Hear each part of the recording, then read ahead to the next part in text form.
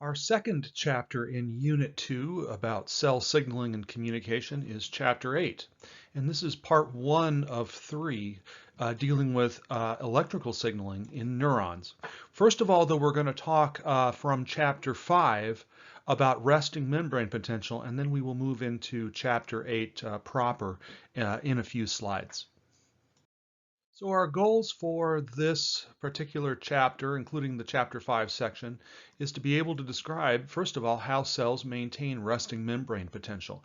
This should be an extension beyond what we've already talked about in terms of active transport and facilitated diffusion. Understand how ions and chemical signals can affect neuronal function. That includes the ions themselves as well as the channels that regulate and permit ions to cross the membrane. And lastly, identify and understand the role of different neuronal structures and the function of different neuronal cell types. That's a fairly broad statement, but we will move through. We're going to be talking about different types of potentials, different types of structures in the cells, active neuronal transport. This is the big chapter. This is one of the larger chapters in the semester. So we have at least 3 segments that we will be presenting to you for this chapter this week. We're going to present different kinds of material for you here regarding resting membrane potential, starting with the idea that you should read the book description of this, pages 152, 158, with particular care. This is specifically about resting membrane potential, but we're also going to be certainly doing the PowerPoints here, as well as providing video resources for you to help surround learning styles when it comes to this type of material.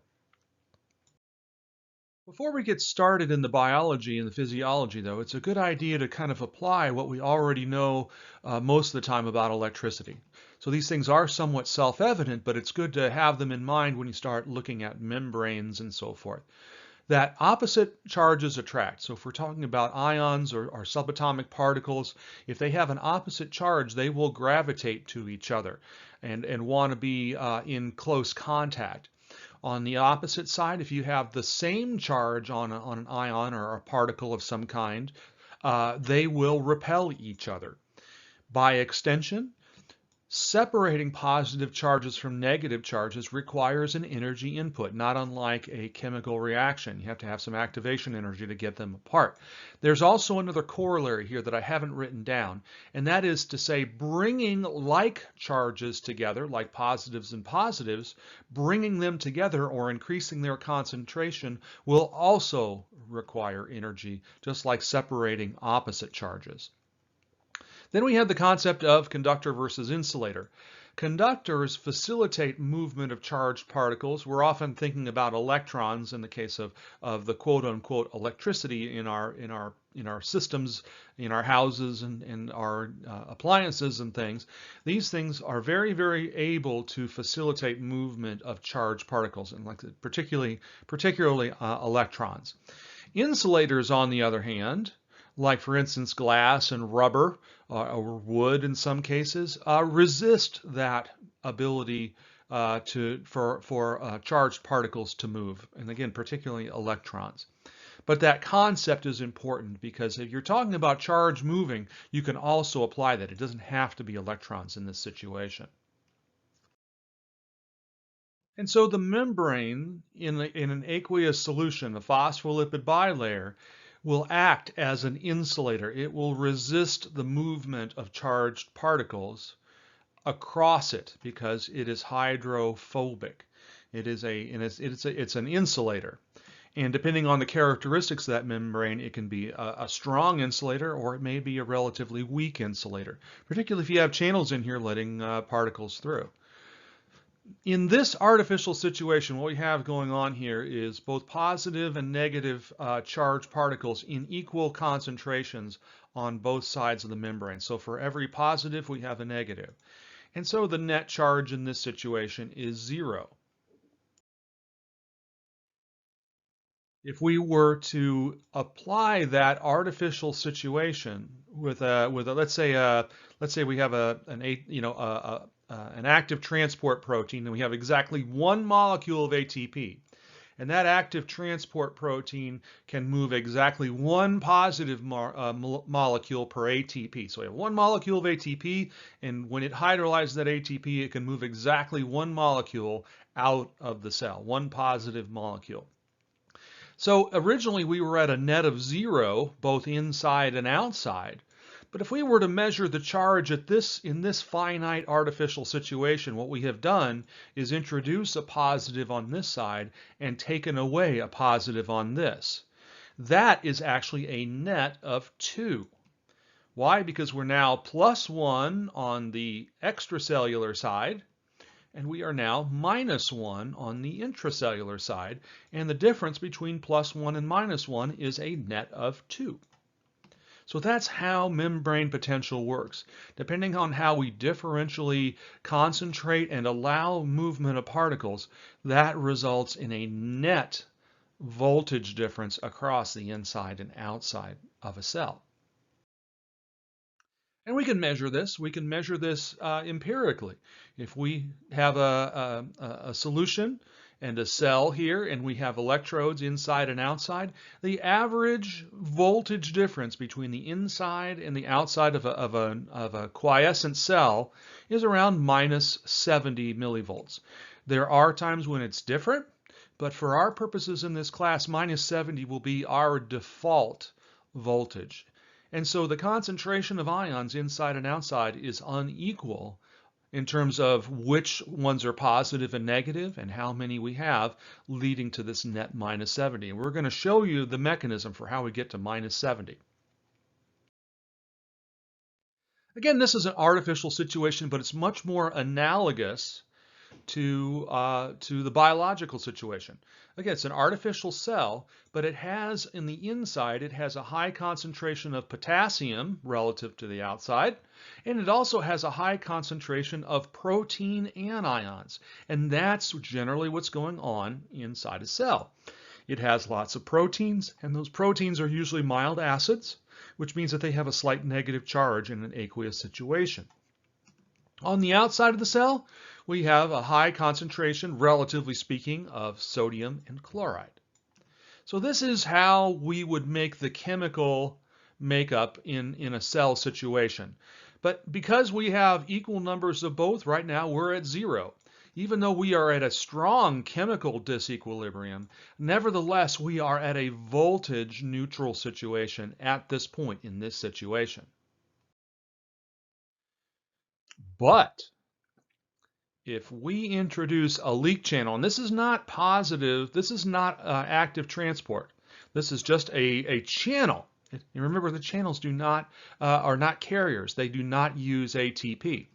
If we have a channel that only allows potassium to leak out of the cell, let's say 1 potassium leaks out of the cell, now we have a +1 over here and a -1 here, and that gives us a voltage difference now. So now we are a net voltage of 2 across this membrane. We're a little more negative on the inside and we're a little more positive on the outside.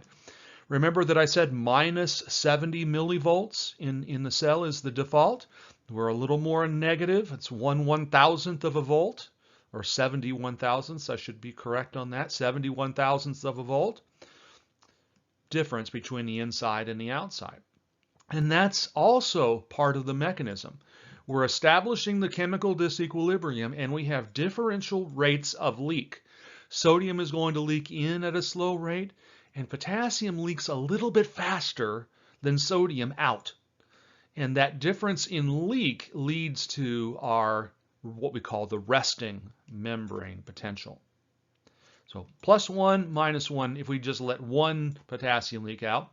But if, as a whole, we're sustaining this gradient and we're letting potassium leak out a little faster than we are letting sodium in, that will get us to -70 inside the cell relative to the outside of the cell. And so that's just the same story here. We're letting sodium in at a slow rate. We're letting potassium out at a slightly faster rate. So potassium leak exceeds sodium leak in. And we can get into the numbers here. I don't want to get into that too much. You can see some of this in the video. We can get into millimoles and that sort of thing. I don't really think that that's useful for this class, so I'm not really going to go into the Nernst equation mathematics, if you will. That said, we should know what the Nernst equation is, along with another equation that I will show you in just a second. The Nernst equation was developed in order to be able to predict the voltage across the membrane if we know the concentrations of ions outside and inside, okay, or a specific ion in this case. The Nernst equation can predict voltage change based on what concentration of ion is outside the cell versus what is inside the cell. This whole 61 over z logarithm is a correction. It's a coefficient. The z is the charge, and 61 times the logarithm of this gets us to how we can calculate exact voltage. It's a correction, if you will. We know the concentrations in and out, or we can determine them, or we can use the voltage and then we can backfill, knowing that we want to calculate for a given ion of a given charge.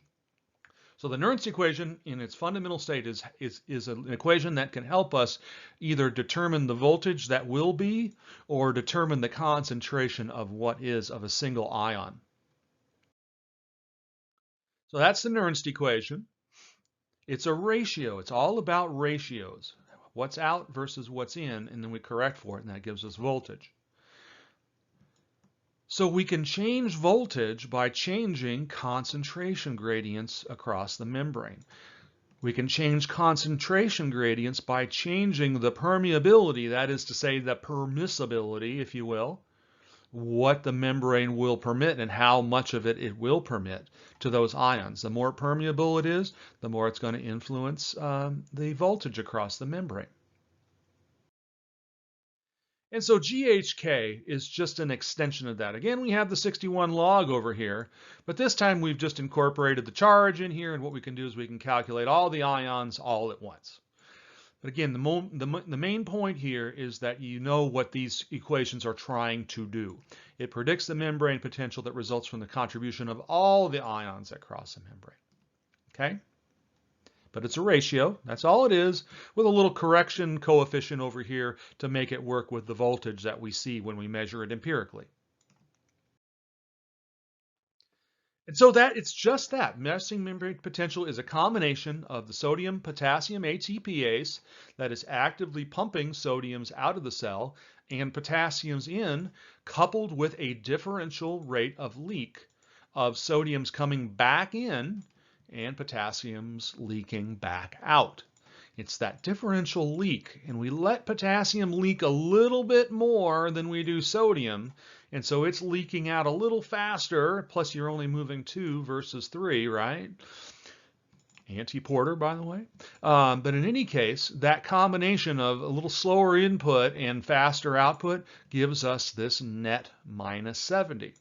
But if we start changing the rate of leak for any reason, or we start letting other ions leak across for any reason in response to stimulus or accident, we're going to see a change in voltage here. And that gives us a basis for signaling. All right? And these are great figure questions. I'm not going to answer these for you. I think these would be great questions for you guys to work with in small groups. Okay? Work with you in small groups on that. Or you can work on your own, or we might introduce these in class.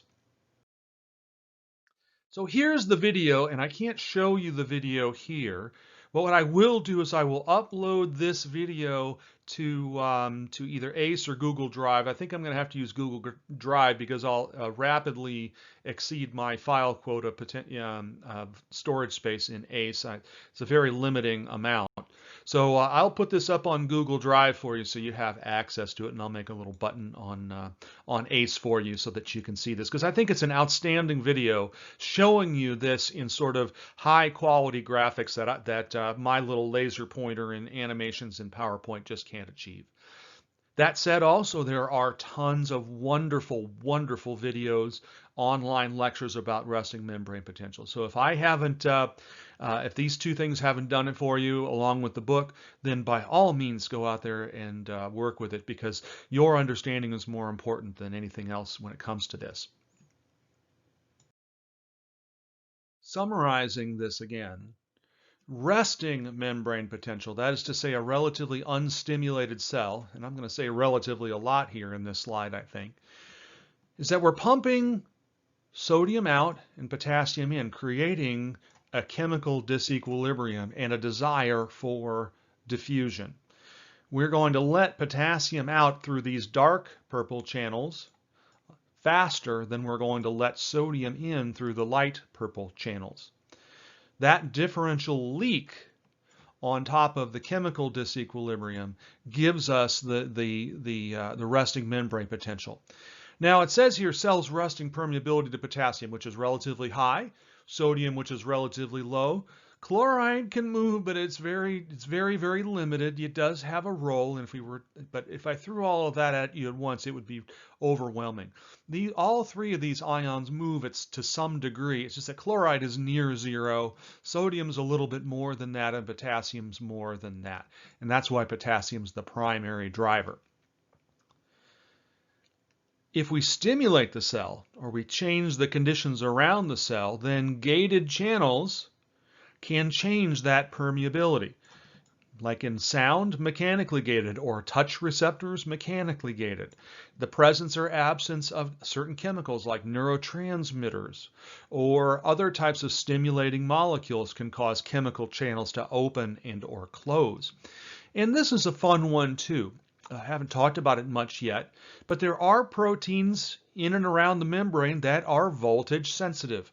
They will change shape not because of the chemical constituency, but they will change shape because of the electrical difference across this membrane.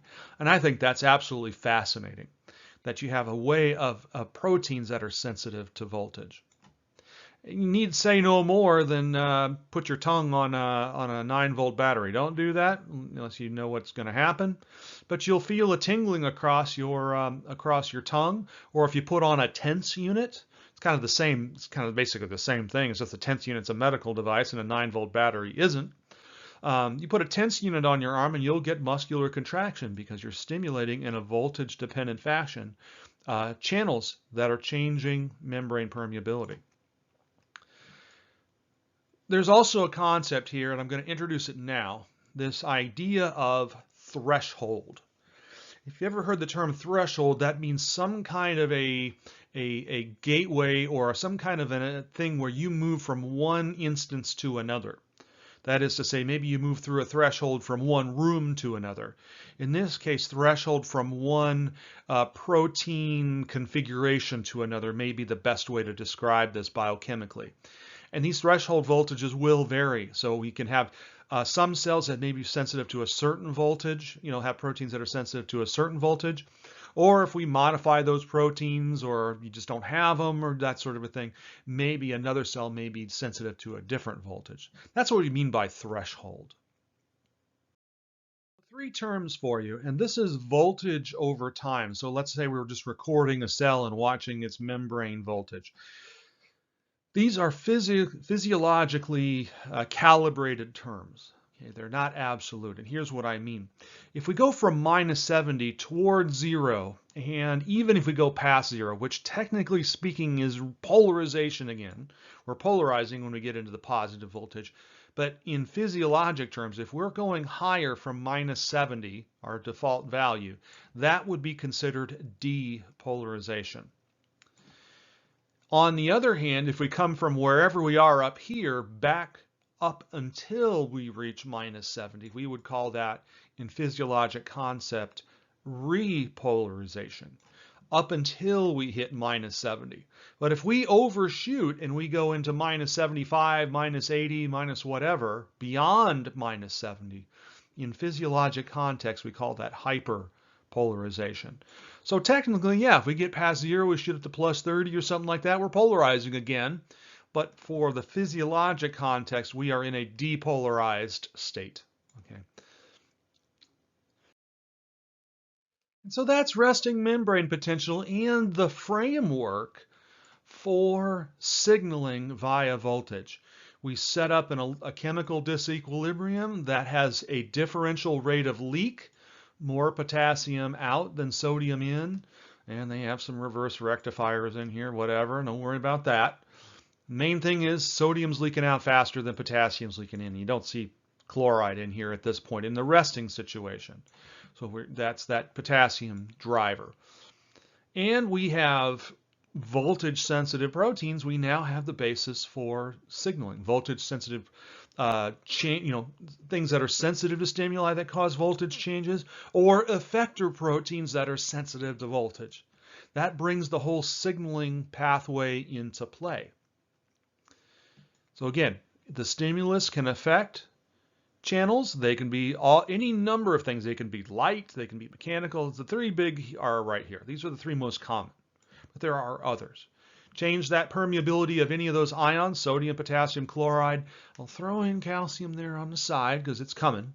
But for now, we can focus on these big three because those are by far the most abundant. In any case, if we get a change in that permeability, we get a change in the leak, we're going to get a change in the voltage. And that's what we see going on. We're going to see signaling phenomena that use voltage stimulated channels to create waves of depolarization and repolarization. That's the basis of neuronal signaling in a nutshell.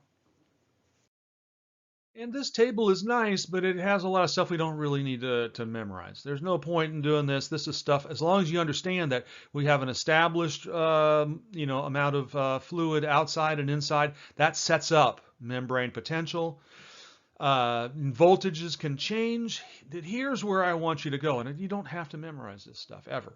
Even if this was a normal in-person class, I would tell you don't get lost in this. What I do want you to look at is concept check question number 7. And the fundamental of this question is what happens to the membrane potential if and when these ions are allowed to cross the membrane. We designate increased permeability with an arrow up and a letter P. So now we're permitting that ion to move faster than it normally would. Or if it's an arrow down, that's decreased permeability. So what would happen? Just as a rhetorical question in this video, since I can't hear you, if we started letting more chloride into the cell. Short answer is the chloride would be negative. It's diffusing into the cell. That would cause more negativity inside the cell, which would cause the voltage to become more negative or a lower number. And you can do that for any of these, and you should be able to do that. You should be able to extrapolate in your mind what's going to happen if we let more potassium in. Or the opposite. Let's say we slow leak down. Let's say we know that we leak potassium faster than anything else in these four. What happens if all of a sudden we start slowing that leak down? What's going to happen to the cell? What happens if we slow sodium down, much less raise it up? What's going to happen? If you can do that, you can master all of the scenarios that are theoretically possible. And you're going to have a good handle on neuropharmacology. For instance, things like Valium, benzodiazepines, or barbiturates. So those are the two drugs that come to mind. Both of those drugs affect a channel that affects how much chloride comes into the cell. And since they are depressants, that makes it an interesting question. What's the voltage doing when a cell is inhibited? And here is the answer to that. If we move voltage upward in this direction, we would generally consider that an excitatory phenomenon. On the other hand, if we move voltage in this direction, and especially if we move past resting membrane potential, that would be considered an inhibitory. So let's apply this to chloride. If we start letting chloride in, it's going to cause the voltage to become more negative, which is generally going to make it a suppressive or an inhibitory phenomenon. We haven't gotten to action potentials and graded potentials yet, but if we can get this down now, you're going to have it'll be much easier for you to understand when we get to those two phenomena in the neurons. That's the basis of signaling. Excitatory is a depolarization. Inhibitory is either repolarization or hyperpolarization. And now we're into Chapter 8 proper. We're going to start going through the material as described in that chapter on neurons. Again, a big chapter, a lot going on here. Lots of mechanisms, lots of things to discuss. Some very, very general terms for us so that we're all on the same page if you haven't had anatomy or if it's been a while since you've looked at the nervous system. Neurons are found all over the body for sure, but we have them divided into two major sections. You have the central nervous system, and I'll have a figure with that coming up, and you have the peripheral nervous system. In the peripheral nervous system, you have two major divisions. You have what we call a sensory division, and that is bringing information to the central nervous system at various levels. It's not all coming up to your cerebral cortex. Some of it may be routed to other places, but it's all coming towards the central nervous system, the sensory division. On the other side, you have the efferent division, or the motor, or the effector. Okay, efferent is more accurate because it is moving away. Sometimes we call the sensory the afferent division, and the outflow as the efferent division. Now let's look a little bit further. So here's our central nervous system, the brain, the spinal cord primarily. Then we have the afferent division, the sensory division, bringing neurons. These are peripheral neurons that send information to there.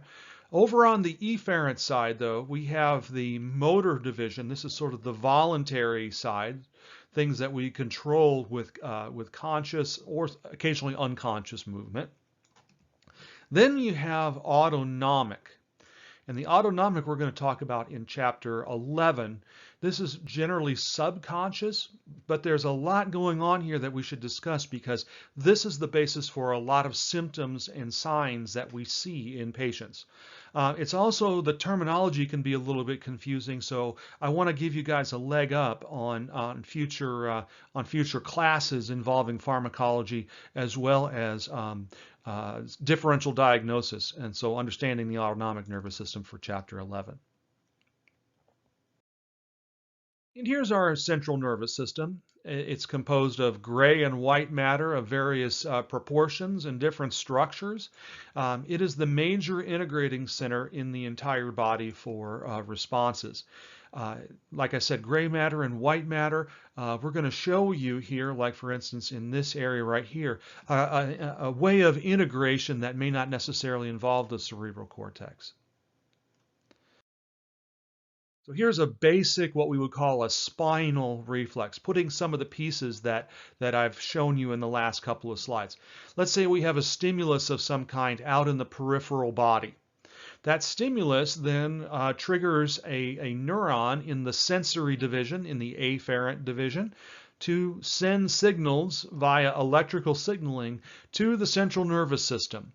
In the central nervous system, that neuron interfaces with one or more what we call interneurons that will connect to the appropriate effector structures. This is as simple as it gets. This interneuron here is simply connecting to the motor neuron that then commands muscles or glands to respond. As simple as it gets. If the signal is strong enough, we may send it up to higher order neurons because maybe that signal demands a more complicated, a more comprehensive response. And I'm not belittling psychology. Please don't assume that. But psychology, we're looking at behavioral types.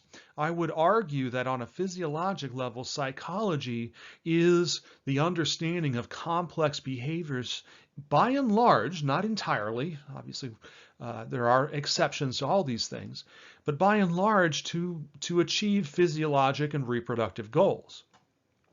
Physiologic and reproductive goals require complex interactions, complex behaviors, sometimes inhibition of steps in some cases. But we always have a stimulus, we have some sort of an integration event, and then we have an outflow to a response. Just like we see inside a cell or inside a tissue, now we're looking at it across an organ system or sets of organ systems or across the entire body in some cases. but very rarely do we have reflexes that simple. They're almost always more complicated, but at least we can see the basic anatomy of a spinal reflex in this slide. But signal and so forth, same story. And that same process can actually be seen occurring within a cell as well. So there's an integrating center in neurons, just like there are integrating centers in reflexes or larger systems. And I would recommend strongly that you get to know each and all of these terms. If for this class, and certainly for neural classes in the future, if you're going to take neuroanatomy or neurobiology, neuro class in medical school is considered among the most difficult, right up there with pharmacology. So get to know these structures now, because having that lexicon in your vocabulary will only make you stronger. And we're applying the silver thornogram here to this cell. So what we saw in that spinal reflex a minute ago is also sort of occurring in these cells. We have inputs from what we call dendrites, or the surface of the cell body here, sometimes called a soma. In any case, when the signal arrives in this cell body, we have an integration step. That integration step is maximized right here at what we call the axon hillock and or the initial segment. This is all sort of one structure here. And the decision in an individual neuron is whether or not to fire a signal down that axon. If the signal in here is brought in and the combination of positive and negative signals adds up to enough of an excitatory phenomenon, we will fire off an action potential or more action potentials down that axon to stimulate other cells. When that axon goes out, it ends at what we call a presynaptic terminal, or an axonal terminal. That's where we see that paracrine signaling going on. But that's the output here, and we'll get to all this in due time. But that summary shows you why it's a good idea to have all of these structures understood in your vocabulary. But I can't overemphasize that the decision, and I should probably expand this to include this, again, this blue patch right up to this first myelin sheath. Not all axons are myelinated, by the way. Just know that. It's showing it in this picture, but they're not always. But this first patch of axon and or what we call the hillock is the key integration decision point. We're integrating signals from different inputs in the cell body, but whatever that number comes up to in terms of voltage at this spot determines whether we fire off a signal downstream to other cells. We've got about 13 more slides, so I'm going to press on even though I'm hitting the half-hour mark here. I'll try to be as brief but as effective as I possibly can. As always, if you have questions, just let me know. There are different classes of neurons out there, and if you take a histology course or you see deviations in the structure, that's because these neurons are serving specific purposes. Like, for instance, this is a sensory neuron. The main reason this cell body is sort of isolated like that is that you're not having a whole lot of integration when it comes to a sensory neuron. Either the signal is strong enough or it ain't. So that's why the dendrites are separated from the cell body, unlike a normal motor neuron that we've shown you in the previous images. So here's your classic motor neuron. And even in the neuron world, these things are enormous. It blew me away the first time I saw an actual motor neuron. They're huge, even compared to other neurons. That's the canonical structure that we see. The cell body with dendrites like an octopus coming out of it. And then you have this myelinated sheath, again, which is not always true. Leading to presynaptic terminals interfacing with one or many hundreds of different cells. And then we have everything in between. So everything in between. So we have neurons called interneurons. We find different populations of interneurons in different areas of the central nervous system. And their job is integration. They are trying to decide what the appropriate route to effectors, what the appropriate effector response should be. In very, very simple reflexes, like say for instance you're cooking spaghetti on the stove, and you grab the pan of boiling water, just thinking that the handle will be cold, and it's not, you might notice that your hand pulls away well before your cognitive center of your brain goes, oh, my hand is hot. That's because the interneurons have integrated in such a way that it didn't even involve the conscious center of your brain. But they are in the process of integrating the response to the appropriate response to the stimulus. If you ever hesitate, what's going on is the higher order neurons in your brain are mulling over potential outcomes before you respond, and synapses take time. But it's all back to this again. It's all this fundamental pathway, whether we're talking about any of these neurons. Here are the pictures in your book, and I'm not going to ask you to differentiate structure when it comes to, this is not a histology class, but again, you can see the realm of possibility here. Here's a sensory neuron that's myelinated, and here's one that's not. We have different types of neurons. Again, some are myelinated, some are not. Some are highly integrated, and some are less so. Just depends on the function of those neurons in the given context of a behavioral or sensory or response pathway. For our purposes, this is our reference picture. Neurons present a unique anatomical and physiologic challenge in terms of the kinetics of material. These axon terminals are so small, it is relatively difficult to do a lot of metabolism down in those areas. And in some cases, there are motor neurons that have axons in excess of 1 meter in length. If you know Dr. Brunel, who is an exceptionally tall man, he has neurons starting at the lower end of his back down to his ankles that are extraordinarily long.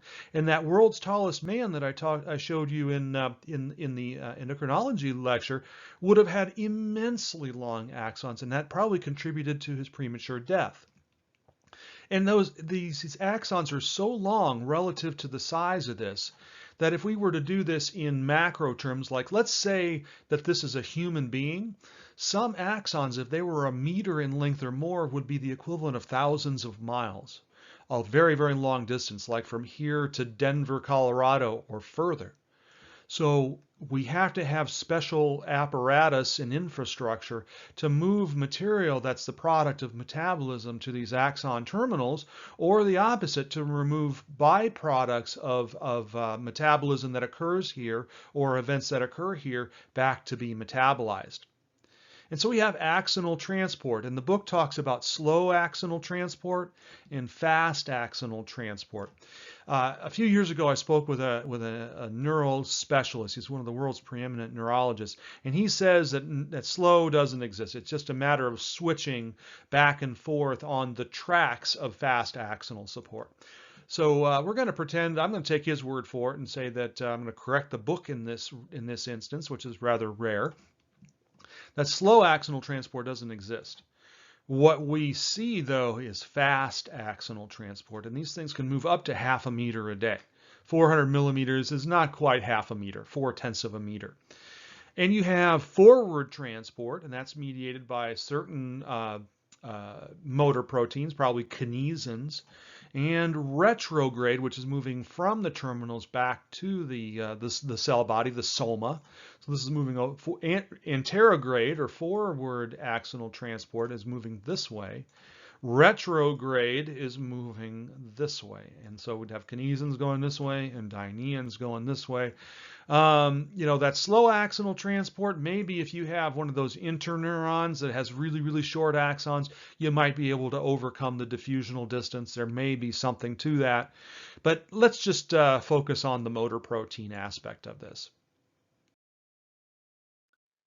And so what we have is that we have these vesicles of things like neurotransmitter or even whole organelles like mitochondria. The processes of exocytosis and endocytosis require ATP. So you do ship mitochondria out to those presynaptic terminals. And when the mitochondria wear out or vesicles need to be recycled metabolically, if we can't do it out here, we use fast axonal transport, retrograde transport, to bring it back to the cell body for additional management, if you will. And there are some great, great videos out there. And it blew me away the first time I saw fast axonal transport in a lab when I was in a postdoc in Georgia. And we have 4 additional cells that cannot be ignored when it comes to neuronal function. So in the next few slides, I'm going to talk about these different populations. These cells are exclusively in the central nervous system, and then I have some cells for the peripheral nervous system. The central nervous system, we have, like I said, 4 cell types. The ependymal cells are the first ones over here on the left. These are really, really interesting because they help set up the blood-brain barrier. Astrocytes will do this as well. But the ependymal cells are actually the cells that help create cerebrospinal fluid. So ependymal cells are involved in the creation of cerebrospinal fluid, which is a little bit different from interstitial fluid. It's a little more acidic, it's got a few other nutrients and other things, but it's also part of the blood-brain barrier because they're absorbing nutrients from the plasma and secreting it into the internal space of the central nervous system. There is some evidence that these ependymal cells could differentiate into neural cells. Our next population is the really big population, and these are called astrocytes. Astrocytes are the predominant glial cell in the central nervous system. Maybe oligodendrocytes are second in this, but astrocytes are definitely at the top of the food chain. Some of these may be able to differentiate into neural cells, but they're really involved in support of the neuronal metabolic physiology. They will help also support the neurons themselves because the neurons don't have a whole lot of structural integrity. Those axons pack a lot of torque. You know, a long lever has a lot of torque in it, and certainly axons are long. So astrocytes, but their main role is to help facilitate proper metabolism in the neurons themselves. They can provide nutrients, substrates for ATP production, for instance, or they can absorb things like potassium or spent neurotransmitters, that sort of a thing. So metabolic support. They do secrete these neurotrophic factors, and they secrete those generally onto neurons to modulate their excitability or their inhibition. So in that way, these astrocytes are contributing to neural function in the way that those neurons behave, which then implies they're helping with neural function as a whole. It's not just about action potentials, it's about whether those action potentials fire off or not. And astrocytes are part of that decision-making process. They will secrete growth factors to make the capillaries very, very tight inside neural tissue so that nothing squeaks through the endothelial cells, those epithelial cells of the capillaries. They make those capillaries grow very, very tight together so nothing moves paracellularly. So they can be precursors to neurons. They do metabolic support. They can modulate neurons, and they help make the capillaries. They contribute to the blood-brain barrier in the capillaries, making those capillary seals, those tight junctions in capillaries, very tight. Microglia, my favorite phrase is I call them the Roombas of the central nervous system. Please don't use that phrase. It's just a good visual. When you think of cells, a Roomba bouncing around a room, sucking things up, that's what these are. These are basically modified white cells. These white cells have extravasated. They have moved out of the bloodstream and into the extracellular spaces, and they go around and they will phagocytose debris, or they will scavenge up free radicals and other byproducts of neural tissue activity. If there's been any cell death, they will phagocytose those, the remains of those. They facilitate in keeping the area somewhat clear of interfering material. That said, buildup of interfering material, perhaps things like in the case of mad cow disease or Alzheimer's or other forms of dementia, maybe what happens is we have a deficit here. And the last cellular population is what we call oligodendrocytes. Most people up to this point have heard about Schwann cells, which create myelin. Schwann cells are found in the peripheral nervous system. In the central nervous system, these cells are slightly different, but they do the same thing. They're oligodendrocytes that secrete, they project their cell membranes out to create insulating myelin sheaths. And I'm just showing the cells here, just a nice picture, not a whole lot to do here. In the peripheral nervous system, you have a smaller number of populations. Here are those Schwann cells, and you can see how the Schwann cells don't project as much as, say, the oligodendrocytes do. They secrete this myelin sheath, but they will also secrete factors that will help axons repair. So the Schwann cells are not only creating insulating myelin sheaths around axons. If the axons are damaged, like in, for instance, a concussion, we call concussions a category of diffuse axonal injury. What will happen is, following a mild to moderate concussion, those Schwann cells will secrete neurotrophic factors to help repair those axons and restore function. And then we have satellite cells, which are most similar to astrocytes found in the central nervous system, but their metabolic role is somewhat limited because we don't have nearly the number of cell bodies in the peripheral nervous system as we have in the central nervous system. So these guys are more of a supportive role, structural support, maybe a little bit of metabolic support mixed in. I love this image here of the creation of the myelin sheath around the axon. Imagine walking up to a telephone pole or something like that and taking your arms and hugging the telephone pole, but your arms keep getting longer and you keep rehugging and rehugging and rehugging. The myelin sheath isn't monolithic. It's actually a multiple layer of cell membranes to create a super insulating situation. That is to say, no ionic movement whatsoever in these inappropriate or minimal ion movement in those areas that are covered in myelin. And myelin is not continuous, by the way. It has gaps. And that's what we see here. You have these gaps. And these gaps are a lot like the regular neural membranes up here. They have channels and carriers and things. They undergo exchange just like the rest of the cell membrane does in a neuron. But those gaps are known as nodes of Ranvier. So Ranvier discovered them, and yes, he named them after him so that everybody would know that he found them. In any case, those nodes is where we see ion flow, but we don't see ion flow under normal situations around these myelinated areas. And then if there's an injury of some kind, like I said, like a concussion, axons do get damaged, sometimes even severed.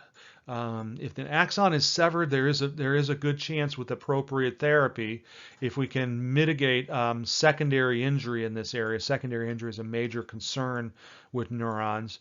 If the secondary injury isn't severe and the injury is somewhat contained, these myelin, these Schwann cells will secrete factors that will cause the axon to regrow, and you can regain function. That's why location of injury in the nervous system is critical. If it's a central location, that makes repair and restoration of function much more difficult. Not impossible, but more difficult. If it's more peripheral or in the axons, recovery is possible with appropriate conditions, and that's why we have concussion protocol these days. Because if you allow the neurons to rest and minimize activity, the chances of recovery are quite good. Repetitive injuries or demands on the axons and so forth during a time of injury actually exacerbate, and that's that secondary injury I was telling you about. A little bit long today. I apologize for that. We get to 48 minutes, and so I'm going to get out of here. Next time for part 2, we're going to start talking about potentials. We're going to talk about graded potentials, and we're going to talk about action potentials. So hope you have found this lecture useful, and as always, ask me questions. Let me know how I can make this material more easily understandable. Thanks for your time, an extra amount of time today, and I will hopefully talk to you soon.